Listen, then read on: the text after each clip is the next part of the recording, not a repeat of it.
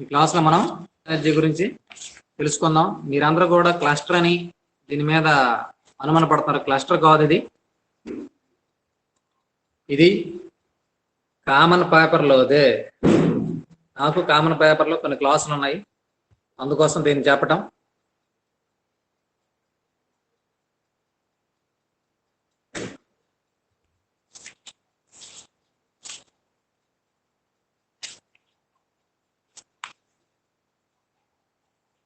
అందరూ జాయిన్ అవ్వాలి. ఇంకా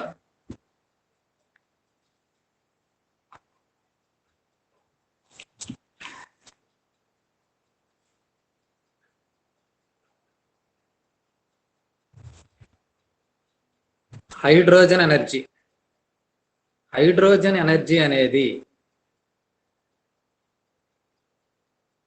ఫ్యూచర్ ఫ్యూయల్ గా చెప్పుకుంటాం, భవిష్యత్ ఇంధన వనరుగా. ఇది భూమి పైన చాలా విరివిగా లభించేటటువంటి మూలకాలలో ఒకటి. పూర్తిగా విరివిగా లభిస్తుందని చెప్పలేం, కానీ విరివిగా లభించే వాటిలో ఒకటి. ఇది భూమి పైన ఉచితంగా లభిస్తుంది అన్నట్టు. అయితే హైడ్రోజన్ని ఆక్సిజన్తో కలిపినప్పుడు నీటి అణువుతో పాటు కొంత శక్తి విడుదలవుతుంది. ఎంత శక్తి విడుదలవుతుందంటే 1 గ్రాము నీటికి 150 కిలో జౌల్స్ శక్తి విడుదలవుతుంది. అలానే హైడ్రోజన్ అనేది గాలిలో ఉండే కార్బన్ డైఆక్సైడ్తో కలిసి మిథనాల్ని ఏర్పాటు చేస్తుంది. అలాగనే గాలిలో ఉన్న నైట్రోజన్తో కలిసి అమ్మోనియాను కూడా ఏర్పరుస్తుంది. దీనిని ఒక ఈక్వేషన్ రూపంలో మీకు చూపిస్తాను.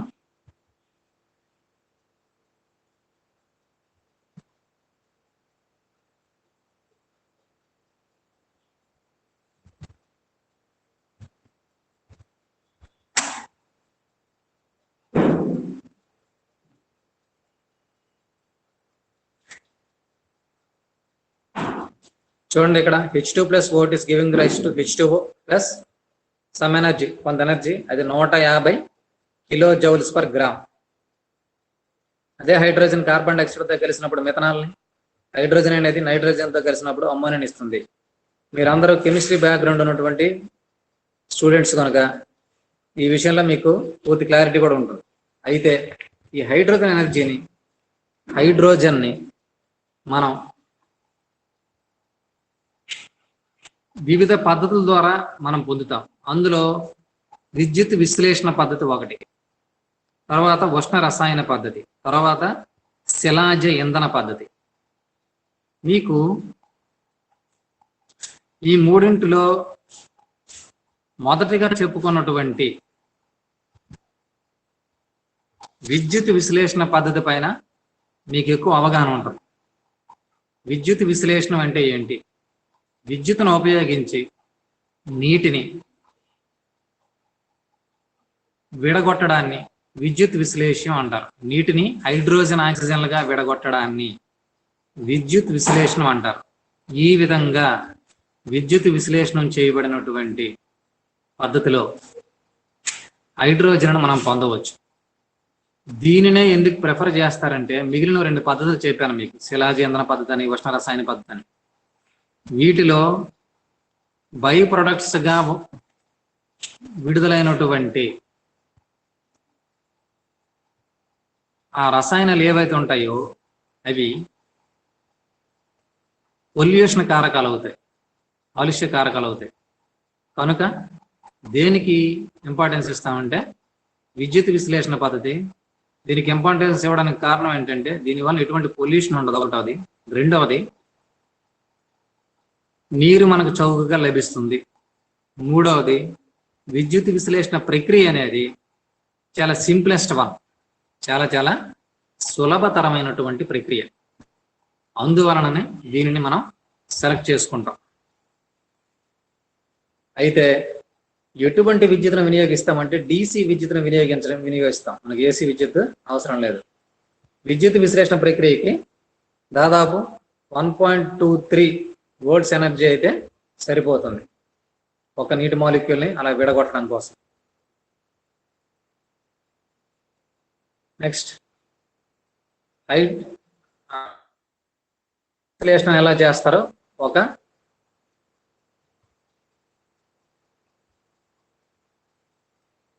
డయాగ్రామ్ ద్వారా తెలుసుకుందాం. చూడండి, విద్యుత్ విశ్లేషణ చేసేటటువంటి పద్ధతి మీకు డయాగ్రామ్ ద్వారా ఎక్స్ప్లెయిన్ చేస్తాను. దీనిలో 2 ఎలక్ట్రోడ్స్ ఉన్నాయి. ఒక పాత్రలో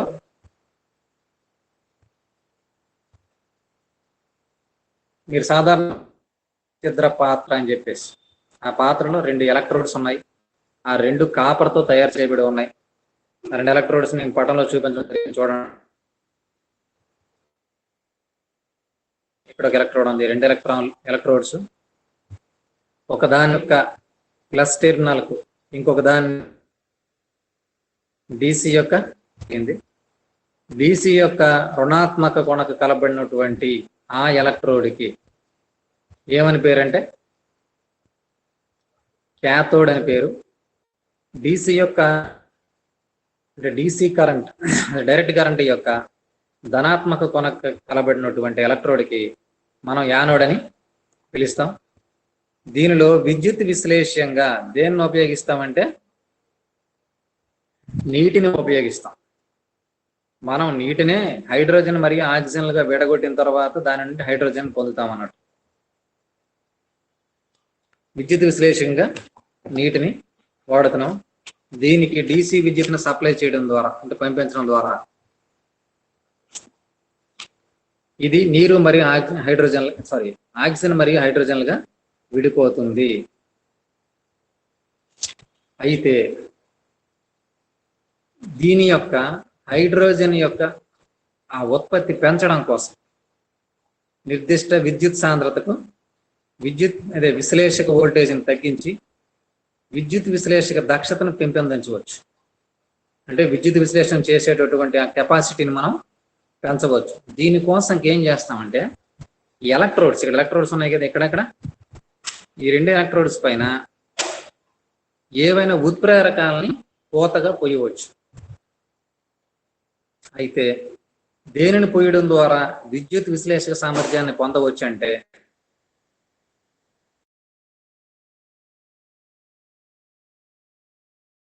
కాకపోతే ప్లాటినం కాస్ట్లీ ఎలిమెంట్, అది బంగారం కంటే ఎక్కువ విలువైనటువంటి మూలకం. కావున దీనికి బదులుగా మనం ఏం చేస్తామంటే నికెల్ పోత పోసినటువంటి కార్బన్ రాడ్స్ ని వినియోగించవచ్చు. తద్వారా విద్యుత్ విశ్లేషక సామర్థ్యాన్ని మనం పెంపొందించవచ్చు.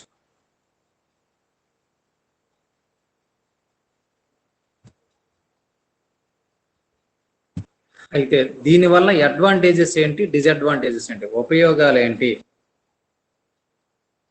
మరియు దీని యొక్క లిమిటేషన్స్, పరిమితులు, డిసడ్వాంటేజ్ అని కాకుండా పరిమితులు అని చెప్పుకుందాం. ఎందుకంటే ఇది ఫ్యూచర్ ఫ్యూయల్ ఛాన్సెస్ చాలా.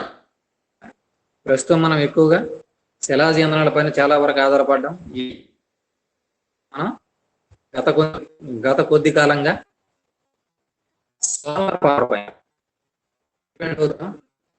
ఈ సోలార్ పవర్ కి అనేది రాత్రి సమయంలో దాని ఉత్పత్తి తగ్గిపోతుంది కనుక ఫ్యూచర్ లో మరింత ఇంధన విషయంలో మనం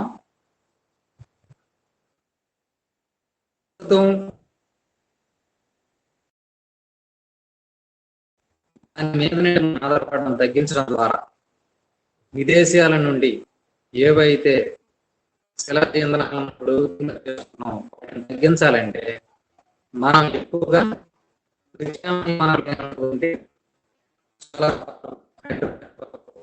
నెక్స్ట్ ఈ ocean thermal power, hydel power, wind energy, wind power, వీటి గురించి మనం ఆలోచించాల్సిన అవసరం ఉంది. కనుక హైడ్రోజన్కు ఉండేటటువంటి పరిమితులు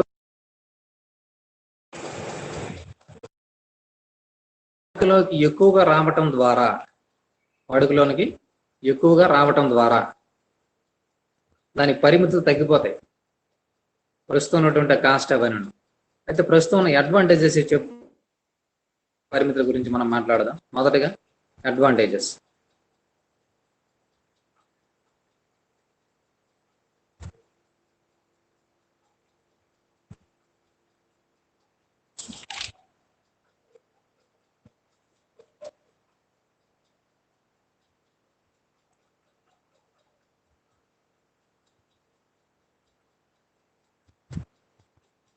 చూడండి, భవిష్యత్తులో హైడ్రోజన్ వినియోగించదగ్గ సందర్భాలు. న్యూక్లియర్ శక్తి కర్మాగారాలపై పూర్తి భారం పడకుండా హైడ్రోజన్ నుండి తయారు చేయడం. ప్రస్తుతం మనం శిలాజ యంత్రాలతో కాకుండా, వాటి నుండి వచ్చినటువంటి విద్యుతే కాకుండా, దాని నుండి వచ్చినటువంటి శక్తి, న్యూక్లియర్ పవర్ ఫ్యాక్టరీస్ ఉన్నాయి, రియాక్టర్స్ అని చెప్పి, వాటి నుండి విద్యుత్తును పొందుతున్నాం. అలాగే థర్మల్ విద్యుత్, ఈ థర్మల్ విద్యుత్ శిలాజ యంత్రాల నుండి వచ్చే విద్యుత్, ఎందుకంటే అక్కడ మనం నేల నుండి లభించేటటువంటి ఆ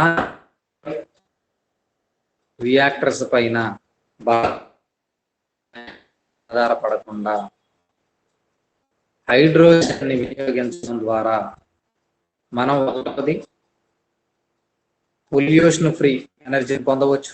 మరి ఏదైతే న్యూక్లియర్ రియాక్టర్స్ లో వాడేటటువంటి ఇంధనాలు కొంతవరకు విదేశాల నుండి దిగుమతి చేసుకుంటున్నాం, ఆ దిగుమతులపై ఆధారపడకుండా ఉండగలుగుతాం.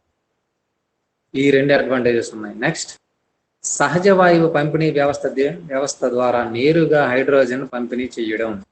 సహజ వాయువు, ఇప్పుడు చూడండి, మనం ఇంట్లో ఉపయోగించేటటువంటి గ్యాస్ సిలిండర్స్ ఉన్నాయి, అందులో ఉండేదే సహజ వాయువు. ఆ సహజ వాయువుని ఎలా పంపిస్తున్నాం? ఇప్పుడు సిలిండర్స్ ద్వారా పంపిస్తున్నాం, కానీ కొన్ని ప్రాంతాల్లో డైరెక్ట్ గా పైప్ లైన్స్ ద్వారా డొమెస్టిక్ పర్పస్ పంపిస్తున్నారు. ఇండస్ట్రీస్ విషయంలో కూడా డైరెక్ట్ గా పైప్ లైన్ లో పంపిస్తున్నారు. ఇలా పంపించడం ద్వారా మనకి ట్రాన్స్పోర్టేషన్ ఛార్జెస్ ఇవన్నీ ఒకసారి ఎస్టాబ్లిష్ అయిన తర్వాత ట్రాన్స్పోర్టేషన్ ఛార్జెస్ ఇవన్నీ తగ్గిపోతాయేమో. అయితే సహజ వాయు పంపిణీ వ్యవస్థ ద్వారా నేరుగా హైడ్రోజన్ పంపిణీ చేయడం అంటే ఫ్యూచర్ లో ఇటువంటి సహజ వాయుని పంపిస్తున్నాము, ఆ విధంగా డొమెస్టిక్ పర్పస్ యూసేజ్ కోసం పంపించవచ్చు. భార ఆయిల్ శుద్ధిలో హైడ్రోజన్ ఉపయోగించాలి.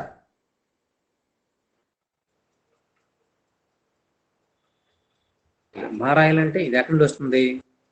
పెట్రోలియం అని భూ అంతర్భాగం నుండి తీసినటువంటి ఆ రాతి నూనెలో మనం శుద్ధి చేసినప్పుడు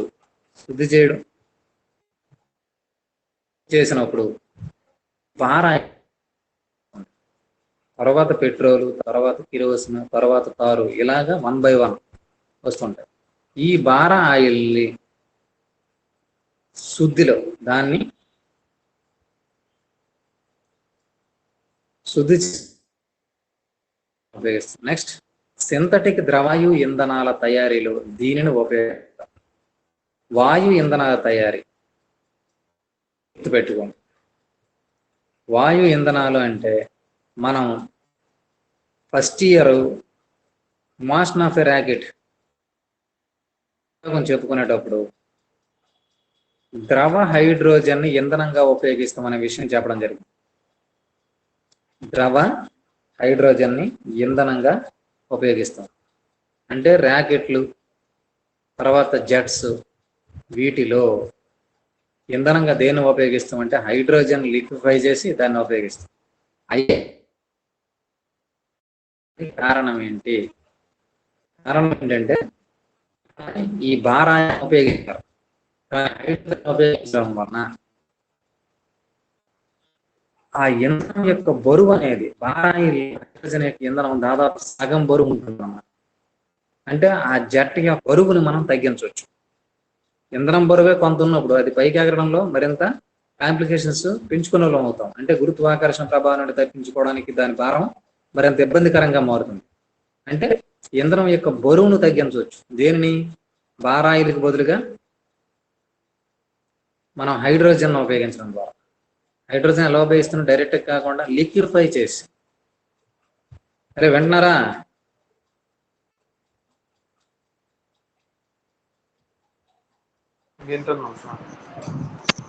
ఓకే. నేను రెస్పాన్స్ లేకపోతే ఎవరు వింటున్నారు ఎవరు వినట్లు తెలియట్లేదు. అలాగనే వాయు కాలుష్యం అధికం గల ప్రాంతాలలో, పట్టణ ప్రాంతాలలో మోటారు వాహనాలకి ఇంధనంగా దీనిని ఉపయోగించడం, ఇది ఒకటి గుర్తుపెట్టు. ప్రస్తుతం డౌట్ సార్. ఎవరు? ప్రసాదా? నేనే సార్. చెప్పురా సార్ ప్రసాద్. మనం ఈ లిక్విడ్ హైడ్రోజన్ ని మనం ఇంధనంగా వాడడం వల్ల మనకి వాతావరణంలో ఉండే సల్ఫర్ నైట్రోజన్ తో రియాక్షన్ చెందుతుందా సార్ ఇది? లేదు లేదు, ఇది మనం హైడ్రోజన్ పూర్తి కన్జ్యూమ్ చేసేస్తాం ఇక్కడే.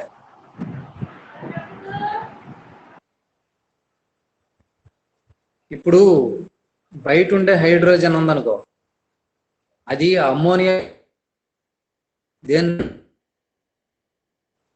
నైట్రోజన్ అనేది హలో సార్ ఇది సార్ వినిపిస్తుంది. మీరు అంటే హైడ్రోజన్ బయటకు వచ్చేటప్పుడు SO3 కొంచెం పాటు అదే సార్ SO3 తో కానీ నైట్రోజన్ తో కానీ చర్య జరిపితే మనకి అమోనియా లేకపోతే HSO3 గట్రా ఏర్పడుతుంది కదా సార్. దానివల్ల H2 ఆమ్ల వర్షాలు కురిసే ప్రభావం ఉంటుంది. ఎప్పుడు HSO3 సార్. ఇది హైడ్రోజన్ డైరెక్ట్ గా కలిస్తే కాదు, హైడ్రోజన్ మనం కన్జ్యూమ్ చేస్తాం. మీకు అక్కడ H2SO4 అనేది ఎప్పుడు ఏర్పడుతుంది? SO3 సల్ఫర్ డైఆక్సైడ్ అనేది వాతావరణంలో ఎక్కువైపోయినప్పుడు నీరు దాంతో కలిస్తే H2+SO3 H2SO4 అవుతుంది. నీరుగా కాదు, మనం దేనిగా వాడుతున్నాం? హైడ్రోజన్ డైరెక్ట్ యూజ్ చేస్తాం. ఓకే సార్, అర్థమవుతుందా? అంటే మనకి వాతావరణంలో ఉండే వీటితోనే మనకి ఆక్సిజన్ తోనే రియాక్ట్ అవ్వాలి కదా సార్. అంటే న్యాచురల్ గా వాతావరణం నుండి వచ్చే గ్యాసెస్ ని తీసుకుంటాం కదా సార్. అలాంటప్పుడు హైడ్రోజన్ మిగతా గ్యాసెస్ తో కూడా బాండింగ్ ఏర్పరుస్తుంది కదా సార్.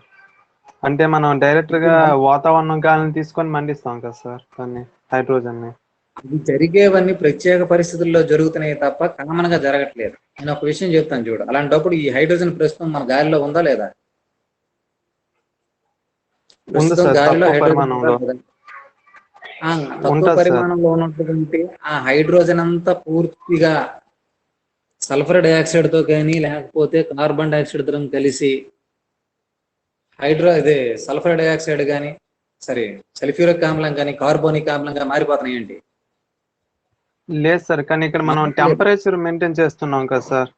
అంటే హెవీ టెంపరేచర్, అంటే ఇప్పుడు మండేటప్పుడు మన టెంపరేచర్ ఉంటుంది కదా సార్. అలాంటప్పుడు అవి ఉత్తేజమై రియాక్షన్ లో పాల్గొనే అవకాశం ఉంటది కదా సార్. మనం ఏం చేస్తామంటే టెంపరేచర్ ని మనం దానిని ఈ హైడ్రోజన్ ని కార్బోనిక్ ఆమ్లాలతోనో కార్బన్ డైఆక్సైడ్ తోనో లేదో సల్ఫర్ డైఆక్సైడ్ తోనో కలపడానికి కోసంకి వాడట్లేదు. అక్కడ ఉన్నటువంటి టెంపరేచర్ ని మనం యూజ్ చేసేస్తున్నాం కదా. టెంపరేచర్ ని మనం ఉపయోగించుకుంటున్నాం లేదా? అంటే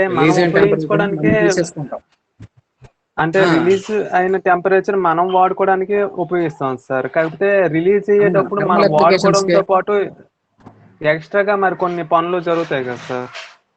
అంటే మనకి టెంపరేచర్ వస్తున్నప్పుడు, అంటే మనకి అదే సార్ టెంపరేచర్ వస్తున్నప్పుడు అది ఇంకొక మూలకాలతో కానీ ఇంకా అణువులతో కానీ రియాక్షన్ అయ్యే అవకాశం ఉంటది కదా సార్. అంటే అది ఒక విషయం చెప్తాను చూడు. దీనికి ఈక్వేషన్ అనేది ఫస్ట్ చూపించాను. H2+O2 is giving rise to H2O plus some energy అని చెప్పాను.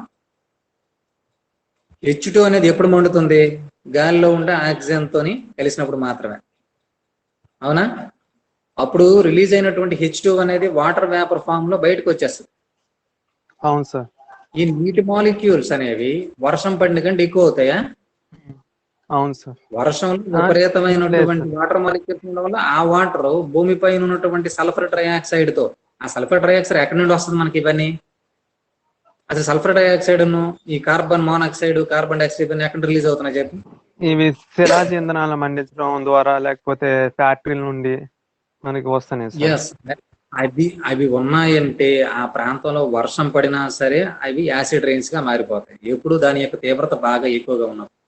ఎప్పుడైతే మనం హైడ్రోజన్ మీద డిపెండెంట్, ఏవైతే రిన్యూబుల్ ఎనర్జీ సోర్సెస్ అయినటువంటి సోలార్ ఎనర్జీ, ఈ విండ్ టర్బైన్స్ ద్వారా మనం పొందేటటువంటి ఎనర్జీ పైన, అలాగే టైడల్ ఎనర్జీ, అలాగే ఏవైతే రిన్యూబుల్ ఎనర్జీ సోర్సెస్ ఉన్నాయో వాటి మీద డిపెండ్ అవ్వడం ద్వారా ఏవైతే పొల్యూషన్ కారకాలు ఉన్నాయో, ఇవి కాలుష్య కారకాలే. సల్ఫర్ డైఆక్సైడ్ కార్బన్ డైఆక్సైడ్ అంటే గ్రీన్ హౌస్ కారకం, అది కార్బన్ డైఆక్సైడ్. వీటిని తగ్గిస్తున్నాం మనం. వర్షం పడినప్పుడు వాటి యొక్క మోతాదు ఎక్కువగా ఉన్నప్పుడే వస్తాయి తప్ప హైడ్రోజన్ ఆక్సిజన్ తో కలిసి మండించడం వలన వచ్చినటువంటి వాటర్ వేపర్తో సల్ఫర్ డైఆక్సైడ్ అనేది ఇప్పుడు హైడ్రోజన్ డైరెక్ట్ గా బయటకు వెళ్ళిపోతాం. మనం హైడ్రోజన్ సేకరించి ఉంచామనంటే అది హైడ్రోజన్ ఆక్సిజన్ తో కలిసి మండించిన తర్వాత నీటి ఆవిరిగా మారిపోతుంది, బయటకు వెళ్ళిపోతుంది. ఆ నీటి ఆవిరి అనేది నీరెస్ట్ గా ఉన్నటువంటి ఏవైనా సల్ఫర్ డైఆక్సైడ్ కానీ కార్బన్ డైఆక్సైడ్ కానీ దొరికితే ఖచ్చితంగా అవి మారుతాయి. కాకపోతే ప్రత్యేకమైన పరిస్థితులు అవసరమే తప్ప ఈ వాటర్ వేపర్కి అక్కడ ఉన్న వెంటనే యాసిడ్స్ గా మారి భూమి మీద పడిపోయే పరిస్థితి ఉండదు. ఆ మోతాదు అర్థమైందా? అసలు హైడ్రోజన్ ఆక్సిజన్ తో కలిసి మండితే కదా నీటి అణువులు వస్తాయి. అవును సార్. నీటి అణువులు అక్కడ ఉన్న సల్ఫర్ డైఆక్సైడ్ ని యాసిడ్ గా మార్చేయగలవా? అవుతుంది. ఏ సందర్భాల్లో? ఇప్పుడు ఢిల్లీ లాంటి ప్రాంతాలలో విపరీతం పొల్యూషన్ ఉంటుంది, తెలుసు కదా. దాని గురించి చాలాసార్లు పేపర్లో మీరు చదివే ఉంటారు. అక్కడ గవర్నమెంట్ కూడా నెంబర్ సిస్టమ్ పెట్టింది. ఒకరోజు ఈవెన్ నెంబర్ గల వెహికల్స్ తిరిగితే ఇంకో రోజు ఆడ్ నెంబర్ కలిగింది. ప్రతిరోజు అన్ని వెహికల్స్ తిరగడానికి అక్కడ బయటకి అబ్జెక్షన్స్ ఉంటాయి. ఎందుకోసం అంటే పొల్యూషన్ కంట్రోల్ చేయడం కోసం గవర్నమెంట్ తీసుకున్నటువంటి మెజర్స్ అవి. అయితే అలాంటి ప్రాంతాల్లో పొల్యూషన్ తీవ్రంగా ఎక్కువైపోయింది. అలాంటి సందర్భాల్లో వర్షాలు పడితే ఆ పొల్యూషన్ లో ఖచ్చితంగా, ఎందుకంటే అక్కడ వాడేమని పెట్రోల్ డీజిల్సే కనుక ఖచ్చితంగా అక్కడ ఆ వాటర్ అనేది అక్కడ ఉన్నటువంటి సల్ఫర్ డైఆక్సైడ్ కార్బన్ డైఆక్సైడ్ తో కలిసి ఇప్పుడు మనం చెప్పుకునే కార్బోనిక్ ఆమ్లం కానీ సల్ఫ్యూరిక్ యాసిడ్ కానీ ఫామ్ చేసేస్తాయి. అవి ఎప్పుడైతే అటువంటివి ఈ ఉదాహరణ తాజ్ మహల్ లాంటి మాన్యుమెంట్స్ ఉంటాయి, అంటే వాల్యుబుల్ అయినటువంటి థింగ్స్, వాటి మీద పడినప్పుడు అక్కడ వాటి కలర్ మారే ఛాన్సెస్ ఉన్నాయి. దాని యొక్క ఇంటెన్సిటీ బాగా పెరిగితే ఆ పలకలు కూడా పెరిగిపోతాయి. సార్ మనకి హైడ్రోజన్ గ్యాస్ అనేది డైరెక్ట్ మనకి SO3 తో రియాక్షన్ జరపదా sir? Hydrogen gas H2 gas నీకు సల్ఫ్యూరిక్ యాసిడ్ ఎలా వస్తుంది చెప్పు? అంటే మన కెమిస్ట్రీ క్లాస్ కాదు కానీ, అంటే ముందు H2O లో SO3 తోని అదే సార్ SO2 ని పంపిస్తారు. అదేంటో HSO3 కింద మారుతుంది సార్. HSO3 కింద మారితే మళ్ళీ దాన్ని మనకి H2O లో కలుపుతారు సార్. H2O లో కలిపితే మనకి H2SO4 ప్లస్ సమ్ ఈ O2 అదే సార్ H2 గ్యాస్ వస్తుంది సార్. మొత్తానికి అది ఎలా ఏర్పడింది? వాటర్ తో సల్ఫర్ డైఆక్సైడ్ కలపడం వల్ల వచ్చినాయి కదా అవి. అవును సార్. అంతే తప్ప ఇప్పుడు హైడ్రోజన్ డైరెక్ట్ గా ఇదవుతున్నాయా? రియాక్షన్ లో పాల్గొంటున్నాం. మనం ఇప్పుడు హైడ్రోజన్ సేకరించిన హైడ్రోజన్ దేంతో కలపాలనుకుంటున్నాం మనం? ఆక్సిజన్ తో. ఎందుకు కలపడం మీన్స్ అక్కడ మరేం లేదు, హైడ్రోజన్ ఆక్సిజన్ సమక్షంలో మండుతుంది అని అర్థం. అప్పుడు ఏమొస్తుంది? వాటర్ మాలిక్యూల్స్ వస్తాయి. ఈ వాటర్ మాలిక్యూల్స్ మన ఎన్విరాన్మెంట్ లో ఉన్నటువంటి SO2 కానీ SO3 కానీ అంటే అధికంగా ఉన్న SO2 SO3 తో కలిసి ఇమీడియట్ గా యాసిడ్స్ ఫామ్ చేసేస్తాయా? చెయ్యు. అలాగైతే ఇప్పుడు మనకి శ్రీకాకుళంలో కూడా ఇప్పుడు యాసిడ్ రేస్ పడిపోవాలి, లేదా యాసిడ్ ఎక్కడికక్కడ ప్రిపేర్ అయిపోతుండాలి. అది చాలా పెద్ద వేరే ప్రొసీజర్. అది ఒకేసారి అంత తొందరగా జరిగిపోయి ఎక్కడ విపరీతమైన పొల్యూషన్ నుండి SO3 అనేది ఈ ఏదైతే గాలిలో ఉన్నటువంటి ఆక్సిజన్ ఈ మిగతా ఎలిమెంట్స్ యొక్క పర్సెంటేజ్ కంటే దాని యొక్క పర్సెంటేజ్ బాగా ఎక్కువైపోయిన సందర్భాల్లో అది కూడా రాజమాల పని ఎటువంటి కలర్స్ చేంజ్ చేస్తుంది తప్ప అక్కడికి ఇమీడియట్ గా పలకలను చిత్రం చేసేయడం కానీ ఆ పలకలు అనేవి డిసాల్వ్ అయిపోవడం కానీ జరగట్లేదు. కాకపోతే కొన్ని సంవత్సరాల కాలాల్లో అది ఖచ్చితంగా ఇబ్బంది పడే పరిస్థితి వస్తుంది, no doubt. Okay sir, thank you sir. Okay సరే, ఈరోజు ఎక్కువ క్లాస్ చెప్దాం అనుకున్నాం, నెక్స్ట్ క్లాస్ లో చెప్తాను. నెక్స్ట్, స్టీల్ పరిశ్రమలో ఐరన్ ఆక్సైడ్ ఏర్పడకుండా ఉపయోగిస్తారు. అంటే ఇప్పుడు ఇనుముతో వచ్చినటువంటి సమస్య ఏంటంటే తుప్పు పట్టేస్తుంది. కారణం ఏంటి? ఆక్సిజన్ తోని ఫెరస్ అనేది రియాక్షన్ జరిగి Fe2O3 ఏర్పడిపోతుంది. అదే ఫెరస్ ఆక్సైడ్ లేదా ఐరన్ ఆక్సైడ్. దానివల్ల ఆ మెటీరియల్ అనేది వెయిట్ లాస్ అయిపోతుంటది గ్రాడ్యువల్. ఈ హైడ్రోజన్ యూజ్ చేసి ఏం చేస్తారంటే తుప్పు పట్టకుండా చేసుకుంటారు. నెక్స్ట్, ఎయిర్ క్రాఫ్ట్ లో ఉపయోగిస్తారు. పైన చెప్పినటువంటి కాన్సెప్టే.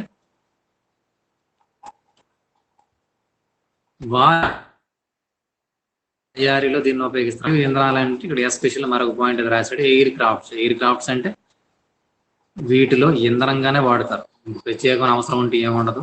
దీనిని ఇంధనంగా ఎందుకు వాడతారంటే ఆల్రెడీ చెప్పాం కదా, దీని యొక్క వెయిట్ అనేది చాలా చాలా తక్కువగా ఉండేటట్టు చేస్తుంది, తక్కువగా వెయిట్ ఉంటుంది కనుక దీన్ని నింపడం ద్వారా ఆ జెట్ ర్యాకెట్ కానీ ఆ ఎయిర్ క్రాఫ్ట్స్ వెయిట్ కూడా తక్కువగా ఉంటుంది. ఆ కారణం చేత మనం ఏం చేస్తారంటే దీన్ని ఎయిర్ క్రాఫ్ట్ లో ఉపయోగిస్తుంటాం. ఇవన్నీ కూడా ఫ్యూచర్ లో ఎక్కడ ఉపయోగిస్తామో చెప్పారు. ఇవన్నీ కూడా అప్లికేషన్స్ ఎక్కడెక్కడ అప్లై అవుతాయి, దీని యొక్క ఉపయోగాలు డైరెక్ట్ గా ఇప్పుడే ఏం ఉపయోగించగలం మనం అనేది.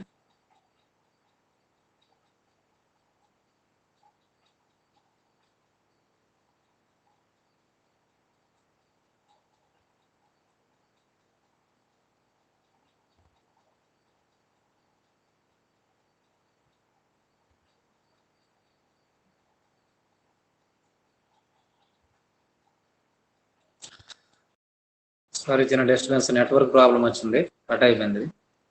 సరే, నెక్స్ట్ది ఉపయోగాలు.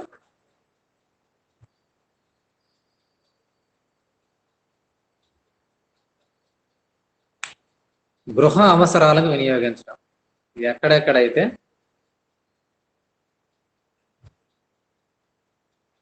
డొమెస్టిక్ పర్పసెస్ ఆల్రెడీ చెప్పాం కదా, సిలిండర్స్ ద్వారా ఇప్పుడు LPG gas, liquid petroleum gas ని ఈ సహజమైన ద్రవీకరించి ఎలాగైతే సిలిండర్ ద్వారా పంపిస్తున్నారో అలాగనే దీనిని కూడా పంపించవచ్చు. సిలిండర్స్ ద్వారా కానీ లేదనుకుంటే ఆ గొట్టాల ద్వారా కానీ పంపించవచ్చు. ఇంధన ఘటాలలో ఎక్కడైతే ఫ్యూయల్ సెల్స్ ఉన్నాయో ఒక ఎలక్ట్రోడ్ వద్ద హైడ్రోజన్, రెండో ఎలక్ట్రోడ్ వద్ద వాయువును ఉపయోగించి ఘటాల ద్వారా గృహ అవసరాలైనటువంటి దీపాలను వెలిగించవచ్చు. తర్వాత హోమ్ అంటే ఇంటిలో ఉన్నటువంటి ఏమైనా ల్యాంప్స్ ఉపయోగించడంతో పాటు, ల్యాంప్స్ వెలిగించడానికి ఉపయోగించడంతో పాటు విద్యుత్ ఉత్పత్తి కూడా చేసుకోవచ్చు. నెక్స్ట్ పారిశ్రామిక అవసరాలు. దీనిని పరిశ్రమల్లో ఇంధనంగాను రసాయనాలు తగ్గించే కారకాలుగాను ఉపయోగిస్తారు. ఎక్కువ కెమికల్స్ వాడకుండా దీన్ని ఉపయోగిస్తారు. డెప్త్ మనం దీనిలోకి వెళ్ళాల్సిన అవసరం లేదు. నెక్స్ట్ రవాణా వాహనాలకి. రవాణా వాహనాలు అంటే ఇప్పుడు ఆల్రెడీ చెప్పాం కదా, ఫ్యూచర్ లో మనకి ఎటువంటి సిస్టమ్ వస్తుందంటే, ఇప్పుడు ఫ్యూయల్ సెల్స్ ఉన్నాయి, ఇప్పుడు మనము ఎలక్ట్రిక్ స్కూటర్స్ ఇవన్నీ వాడుతున్నాం, వాటికి ఎంత టైం ఛార్జింగ్ చేస్తే ఇన్ని కిలోమీటర్లు వస్తుంది అని చెప్పేసి చెప్తుంటారు. అలా ఫ్యూచర్లో ఏం చేస్తాం, ఫ్యూచర్లో ఎటువంటి వస్తాయంటే హైడ్రోజన్ని ఇంధనంగా నింపుకునే బ్యాటరీస్ వస్తాయి. అటువంటి బ్యాటరీస్ని ఈ వెహికల్స్లో ఉపయోగించడం, 2 వీలర్ 3 వీలర్ 4 వీలర్లో ఉపయోగించడం ద్వారా రవాణాకి వాడడం జరుగుతుంది. ఎయిర్ క్రాఫ్ట్ అనువర్తనాలు. ఇప్పుడు అనువర్తనాల కాన్సెప్ట్ ఎలాగ చెప్పాం, దాని గురించి మరి డిస్కషన్ అవసరం లేదు. నెక్స్ట్ విద్యుత్ శక్తి ఉత్పత్తికి. విద్యుత్ శక్తి ఉత్పత్తి ఎలా చేస్తాం, మనం మొదటి గురించి చెప్పుకున్నాం. 1 గ్రామ్ యొక్క హైడ్రోజన్ లో 150 కిలో జౌల్స్ ఎనర్జీ ఉంటుందని చెప్పేసి. ఈ వేడి, ఈ ఉష్ణాన్ని ఉపయోగించి మనం విద్యుత్ ఉత్పత్తి చేసుకోవచ్చు. డైరెక్ట్ గా థర్మల్ అప్లికేషన్ చేయొచ్చు, లేదా ఈ థర్మల్ అప్లికేషన్స్ ని ఉపయోగించి, అదే ఈ ఉష్ణాన్ని ఉపయోగించి విద్యుత్తును కూడా మనం తయారు చేసుకోవచ్చు. ఇప్పుడు దీని యొక్క డిసడ్వాంటేజెస్ చెప్పండి, లేదా లిమిటేషన్స్. ఎంతవరకు విన్నారు కదా, లిమిటేషన్స్ చెప్పండి.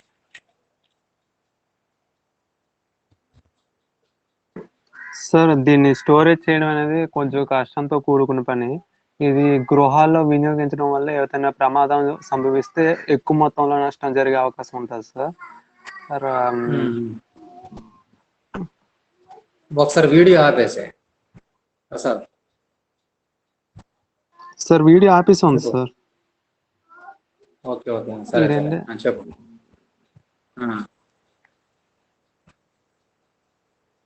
ఇంకా అన్నింటికంటే ఇది ఫస్ట్ పాయింట్ అనమాట నువ్వు చెప్పింది. వీడియో యొక్క ట్రాన్స్పోర్ట్ అనేది కూడా కష్టం సార్. వీటి ఇంకెవరు రవాణా కూడా కష్టం సార్. గౌరీ శంకర్ చెప్పు. గౌరీ శంకర్ వచ్చాడా? ఓకే, లైన్లోకి. సరే, ఫస్ట్ ఏంటంటే దీన్ని తయారు చేయడం వరకు ఒక పద్ధతి చెప్పుకున్నాం, సింప్లెస్ట్ అని చెప్పుకుంటున్నాం. బట్ దీని స్టోరేజ్ అనేది కష్టంతో కూడుకున్నది. దీన్ని ఎక్కడ స్టోర్ చేసినా చాలా ప్రికాషన్స్ తీసుకోవాలి, ఎందుకంటే ఇది ఒక ఎక్స్ప్లోజివ్. ఇది ఫస్ట్ వన్. రెండోది ట్రాన్స్పోర్టేషన్. లిక్విడ్ పెట్రోల్ గ్యాస్ ఎలాగైతే బ్లాస్ట్ అవుతుందో ఇది కూడా సేమ్ అదే పని చేస్తుంది, బ్లాస్టింగ్ నేచర్ ఉంది. కనుక దీని ట్రాన్స్పోర్టేషన్ కూడా శ్రమతో కూడుకున్నది మరియు ఖర్చుతో కూడుకున్నది. రెండు విధాలుగా ఇది ఇబ్బందికరమైంది. తర్వాత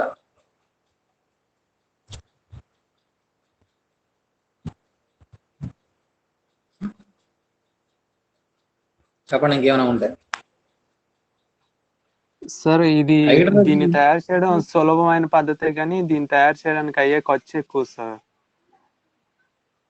ఖర్చు కూడా సింపులేలే, కానీ ఎక్కువ మొత్తంలో అంతే ఒకేసారి సార్. తయారు కాదు, అది లోపం. ఎక్కువ మొత్తంలో అది లోపం. ఒకేసారి తయారు కాదు. హ్యూజ్ అమౌంట్ ఆఫ్ హైడ్రోజన్ కావాల్సి వస్తే అది సాధ్యపడదా, తక్కువ అమౌంట్స్. తర్వాత ట్రాన్స్పోర్టేషన్ విషయంలో దీన్ని ట్రాన్స్పోర్ట్ చేయాలంటే మళ్ళీ సిలిండర్ల పద్ధతి ఇదే అవలంబించాల్సి ఉంటుంది. నెక్స్ట్ దీన్ని ఎయిర్ క్రాఫ్ట్ లో వాడతామని చెప్పి అంటున్నాం. ఎయిర్ క్రాఫ్ట్ లో ఎప్పుడెప్పుడో ఎగరేస్తారు, కనుక అలాంటి వాటికి ఉపయోగించవచ్చు. రెగ్యులర్ యూసేజ్ అంటే కష్టం. కారణం ఏంటంటే దీన్ని లిక్విఫై చేయాలంటే దీని యొక్క టెంపరేచర్ ఎంత ఉండాలనుకుంటున్నారు? అరౌండ్ -263°C ఉండాలి, 253°C ఉండాలి మైనస్లో. అది కూడా అంత టెంపరేచర్ మెయింటైన్ చేయాలంటే ఎక్కువ ఎక్స్పెన్సివ్ అవుతుంది. ఆ టెంపరేచర్ దగ్గర మాత్రమే అది లిక్విడ్ స్టేట్ లో ఉంటుంది. గ్యాసియస్ స్టేట్ లో దీన్ని ట్రాన్స్పోర్ట్ చేయలేము, స్టోరేజ్ చేయడం కష్టమైంది. ఏ స్టేట్ లో చేయాలి? లిక్విడ్ స్టేట్ లో చేయాలి. ఎయిర్ క్రాఫ్ట్ లో ఉపయోగిస్తున్నామంటే 1, 2, 5, 10 ఎయిర్ క్రాఫ్ట్ లో ఉపయోగిస్తాం. రెగ్యులర్ యూసేజ్కి వస్తే కొంచెం కష్టంతో కూడుకున్నాం. అయితే ఎప్పుడు ఇది అడ్వాంటేజ్ అవుతుందంటే మనం ఎక్కువగా వాడకంలో తీసుకొచ్చాం అనుకోండి. వాడకంలోకి ఎప్పుడైతే తెస్తామో ఎక్కువగా దానికి అవసరమైనటువంటి ఎక్స్పెన్స్ ఆటోమేటిక్ తగ్గిపోతుంది అన్నట్టు. హ్యూజ్ అమౌంట్ అదే ఎక్కువగా ప్రిపరేషన్ చేయడం ద్వారా ఇండస్ట్రీస్ డెవలప్మెంట్ బాగా పెరుగుతుంది కనుక దాన్ని ప్రొడక్షన్ చేయడంలో అప్పుడు దాని యొక్క ప్రొడక్షన్ కాస్ట్ కానీ ట్రాన్స్పోర్ట్ కాస్ట్ కానీ తగ్గే ఛాన్సెస్ ఎక్కువగా ఉంటుంది అన్నట్టు. సరే, మీరందరూ కూడా రెగ్యులర్గా క్లాసులకు రండి. రాకపోతే ఈ అటెండెన్స్ని ఇప్పుడు ఎంతమంది వచ్చారు? 13 మంది ఉన్నారు. ఈ 13 మంది అటెండెన్స్ మాత్రమే పోస్ట్ చేస్తాను నేను. అలాగే పేర్లు కూడా చదువుతాను చూడండి. Ramprasad, Daliraju, Menda Ramana, next G Prasad, Upendra, Kishore, Eswararao, Bhaskar, Gaurishankar, Tavitraju, G Raja, K Tarun, M Anil, వీళ్ళు మాత్రమే వచ్చారు. మీరు విషయం గుర్తుపెట్టుకోండి, అందరూ అన్ని క్లాసులకి రెగ్యులర్గా అటెండ్ అవడం ద్వారా మాత్రమే జాయిన్ అవ్వగలరు. రేపు హాల్ టికెట్ పొందగలరు, ఎగ్జామ్కి వెళ్ళగలరు. ఇది నేను చాలాసార్లు రిక్వెస్ట్ చేస్తాను. ఎగ్జామ్స్ ఇంకా డేట్ అయితే అనౌన్స్ చేయలేదురా. మోస్ట్ ప్రాబబ్లీ నెక్స్ట్ మంత్లో ఎగ్జామ్స్ కంప్లీట్ చేసేస్తారు. ఒక నిమిషం రికార్డింగ్ బయటకు వచ్చిన తర్వాత మాట్లాడదాం.